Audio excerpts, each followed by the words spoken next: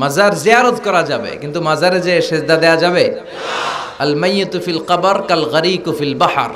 সাঁতার না জানা ব্যক্তি সাগরে পড়লে যেমন অসহায়, মরে গেলে মানুষটা তার চেয়েও বেশি অসহায়।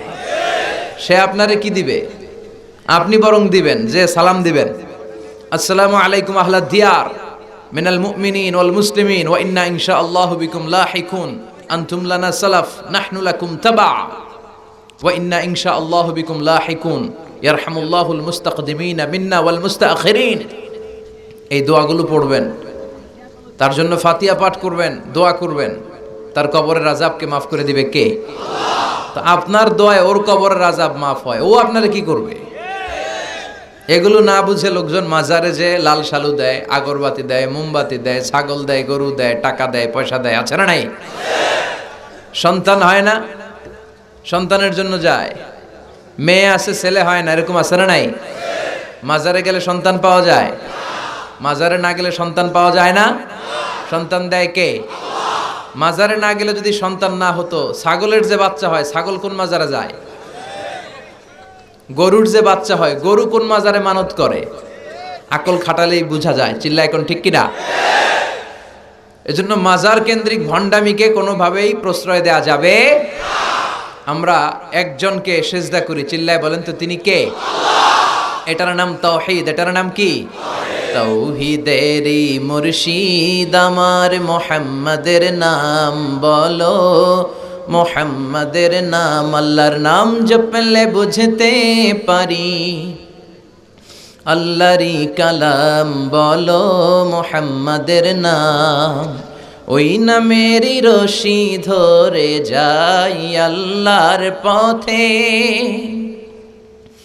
ওই নামেরই ভেলায় চড়ে ভাসি নূরের স্রোতে, ওই নামের বাতি জেলে দেখি আরশের মুকাম বলো, মুহাম্মাদের নাম। পড়েন সবাই। তাওহীদেরই মুর্শিদ আমার মুহাম্মাদের নাম বলো, মুহাম্মাদের নাম, আল্লাহর নাম জপলে বুঝতে পারি। আল্লাহরই কালাম বলো, মুহাম্মাদের নাম। সুবহানাল্লাহ পড়েন। এটার নাম তাওহীদ। এক আল্লাহয় বিশ্বাসী হওয়া, এক আল্লাহর কাছে চাওয়া, বিপদে আপদে সকালে বিকালে সব সময় আমরা একজনের কাছে চাইবো। তিনি কে? আল্লাহ। আপনার যত চাওয়া আছে সব পাওয়াকে যদি তিনি পাওয়াতে রূপান্তরিত করে, আপনার যা লাগবে সবও যদি সবাইকে সব দিয়ে দেয়, তারপরও তার ধনভাণ্ডারের কিছু কমবে? কি বিশাল ধনভাণ্ডারের মালিক, কি ক্ষমতার মালিক, কি মর্যাদার মালিক। এই দামি আল্লাহরে রেখে দিয়ে আমরা মাজারে যেয়ে সেজদা দেই, মাজারে যেয়ে চাই। এজন্য মাজারে চাওয়া যাবে না, চাইতে হবে কার কাছে? আমাদের জীবনের প্রতিটা অঙ্গনে যেন আমরা ইসলামকে মানতে পারি। আল্লাহ তৌফিক দাও। আরো জোরে পড়েন আমিন। এই যে কোরআনের প্রতি আবেগ উচ্ছ্বাস, এটাই প্রমাণ করে এদেশে ইসলামের বিজয়কে কেউ ঠেকিয়ে রাখতে পারবে না। এটা অসম্ভব। Today or tomorrow, today or, ইসলামের বিজয় হবেই। টুডে অর টুমরো আমাদের সংসদ ভবনে আমাদের লাল সবুজের পতাকার পাশে শোভা পাবে লা ইলাহার পতাকা। এটা আমাদের বিশ্বাস, এটা আমাদের স্বপ্ন। আমরা ইসলামকে একটা বিজয়ী শক্তি হিসেবে দেখতে চাই।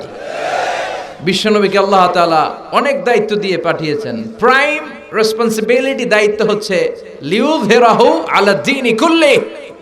পৃথিবীতে মানব রচিত যত মত, যত পথ, যত কথা, যত আইডিওলজি, যত ডক্ট্রিন আছে, সব কিছুর কবর রচনা করে ইসলামের পতাকা উড়াইয়া দিতে হবে। এটা বিশ্বনবীর প্রাইম রেসপন্সিবিলিটি। এই দায়িত্ব নিয়ে বিশ্বনবী এসেছেন। আমরাও যেন ওই পথের পথিক হতে পারি। আল্লাহ তৌফিক দাও। আমি এই বইটা থেকে কিছু কথা বলবো। আমরা বক্তারা এই বইটা থেকেই কথা বলি। বলেন তো বইটার নাম কি? এই কোরআনে কোনো ভুল আছে? সন্দেহ আছে? সংশয় আছে? প্রতিদিন এই বইটা একটু একটু তেলাওয়াত করবেন তো? ইনশাআল্লাহ পড়েন। প্রতিদিন একটু একটু করে হলেও এই কোরআনের বঙ্গানুবাদ পড়বেন তো? ইনশাআল্লাহ পড়েন। আমরা কোরআনের অর্থ বুঝি না, ফলে কোরআনের কথাগুলো আমাদের হৃদয়ে টাচ করে না। আরব শায়েখরা যখন তেলাওয়াত করেন, আযাবের আয়াত আসলে কাঁদে, জান্নাতের আয়াত আসলে সাবলীল কণ্ঠে তেলাওয়াত করে। আর আমাদের তারাবির নামাজে কখন যে আযাব যায়, কখন জান্নাত যায়, জাহান্নাম যায়, কিছুই টের পাওয়া যায় না। আমরাও বুঝি না, হুজুরও বুঝে না। কথা কন। আর এত দ্রুত কোরআন পড়ে, জাপানের বুলেট ট্রেনও ফেল। খবরদার, রুব্বা কারিল কোরআন ওয়াল কোরআনু ইয়ালআনুহু। কোরআনের এমন অনেক আবৃত্তিকারী আছে, তেলাওয়াতকারী আছে, যাদেরকে কোরআন রহমত না দিয়ে লানত দেয়। আল্লাহ আমাদেরকে হেফাজত করো। আমি সূরাতু আল হাশরের 20 নম্বর আয়াত তেলাওয়াত করেছি। আয়াতটা সবার মুখস্থ আছে না? এই আয়াতে আল্লাহ বলছেন, লা ইয়াস্তাবি আসহাবুন নার ওয়া আসহাবুল জান্নাহ, আসহাবুল জান্নাতি হুমুল ফাইজুন।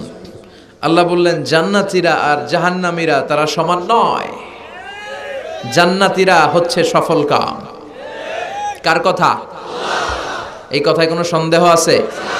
গোজামিল আছে? জান্নাতীরা সফল কাম। আপনি যদি জীবনে সফল হতে চান, আপনাকে জান্নাতি হতে হবে, ঠিক কি না? কারণ জান্নাত এমন জায়গা যেখানে কোনো কষ্ট নাই, যেখানে কোনো দুঃখ নাই, যেখানে আছে খালি আরাম আর আরাম। আর জাহান্নামে আছে খালি ব্যারাম আর ব্যারাম, দুঃখ, কষ্ট, ধোঁয়া, আগুন, শাস্তি, পানিশমেন্ট, ঘৃণা, ঠিক কিনা? এখন দ্য ডিসিশন ইজ ইয়োর্স, সিদ্ধান্ত আপনার। আপনি কই যাবেন? জান্নাতে না জাহান্নামে? চিল্লায় বলেন, কোথায় যাবেন? মালিক তুমি জান্নাতে, তোমার পাশে আমায় একটি ঘর বানিয়ে দিও, একটি ঘর বানিয়ে দিও সে বিভীষিকাময় মহাদিনে, তোমার প্রতিবেশী করে নিও। মালিক তুমি জান্নাতে, তোমার পাশে আমায় একটি ঘর বানিয়ে দিও, একটি ঘর বানিয়ে দিও। পড়েন আমিন। আমরা এত কিছু চাই না, আমরা চাই জান্নাতের এক কোনায় ছোট্ট একটা ঘর থাকবে, যেই ঘরের থেকে আমরা আমার রবরে দেখতে পাবো। এটাই আমাদের স্বপ্ন, এটাই আমাদের আকাঙ্ক্ষা। আর এইটা যদি হয়, আর কিছু লাগে? ইসলামের পক্ষে কথা বলছেন যারা, লেখা আছে। আর ইসলামরে বাস দিয়েছেন যারা, ওইটাও লেখা আছে। যা যা করেছেন জীবনে, সব কিভাবে কাটিয়েছেন, সম্পদ কোথায় ব্যয় করেছেন, কোন পন্থায় উপার্জন করেছেন, হালাল পন্থায় না টেবিলের নিচ দিয়ে ঘুষ নিয়েছেন, সব লেখা আছে না নাই? দেশের টাকা পাচার করে পেট বড় করা হয়েছে, দেশের 12টা বাজানো হয়েছে, সব লেখা আছে, ঠিক কিনা? সেদিন আল্লাহর সুপ্রিম কোর্টের কাঠগড়ায় পাই টু পাই হিসাব নিয়ে ছাড়বে কে? এজন্য কেউ যেটা দেখে না, দেখে কে?